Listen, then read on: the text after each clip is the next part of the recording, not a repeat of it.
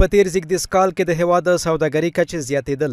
د صنعت او سوداګرۍ وزارت د مسؤلینو په خبره د ځینو سوداګریزو لارو تړل کېدو سره خو دغه کال د هیواد د سوداګرۍ راکړې ورکړې پر بهیر هیڅ ډول اغیز نه ده کړې او په 2015 زیږدیز کال کې افغانستان له بهرنیو هیوادونو سره د نږدې 14 میلیارډ ډالرو په ارزښت سره سوداګري لرلې ده.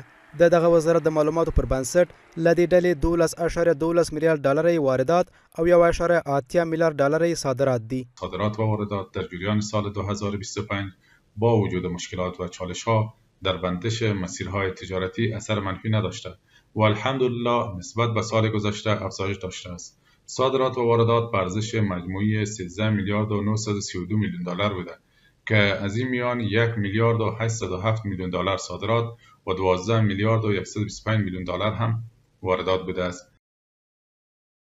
دغه وزارت همداراز ویلي چې په دغه موده کې د هیواد تر ټولو ډیر تولیدات او صادراتي محصولات تازه وچه میوه، درملیز بوټي، کانیز مواد، سبزی، کانیزي ډبرې او غیر الکولي څښونکي دي چې د سیمې او ګاونډیو هیوادونو ته صادر شوي دي.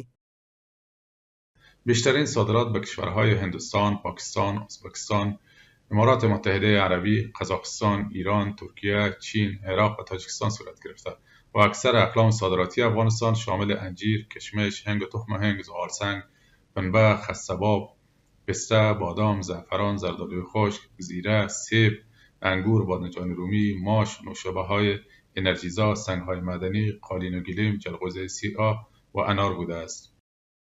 یو شمیر کارپوهان هم د سیمې او ګاونډیو هیوادونو سره د سوداګریزو اړیکو پراختیا د هیواد په اقتصادي پرمختګ او وده کې مهم ګڼي.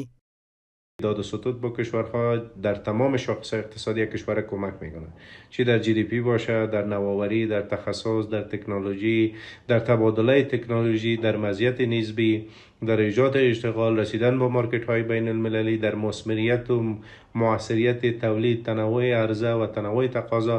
خلاصه در هر عرصه یک کشور کمک میکنه و میتونه کشور در تولید یک کمتر به بالاترین سطح تخصص برسانه. زمانی که یک کشور صادرات انگفت داشته باشد به ما اندازه که صادرات افزایش میکنه، به ما اندازه اقتصاد یک کشور رشد میکنه. اگر اقتصاد کشور به خاطر رشد صادرات نداشته باشه، او کشور یک کشور اقتصادی یا رشد اقتصادی نداره. ورته مهال د صنعت او سوداګرۍ وزارت د معلوماتو پر بنسټ په 2023 زیږدیز کال کې د هیواد د سوداګرۍ حجم د 12.2 میلیارډ ډالر په ارزښت و چې له ډلې 1.8 میلیارډ ډالر صادرات او 10.18 میلیارډ ډالر واردات دي.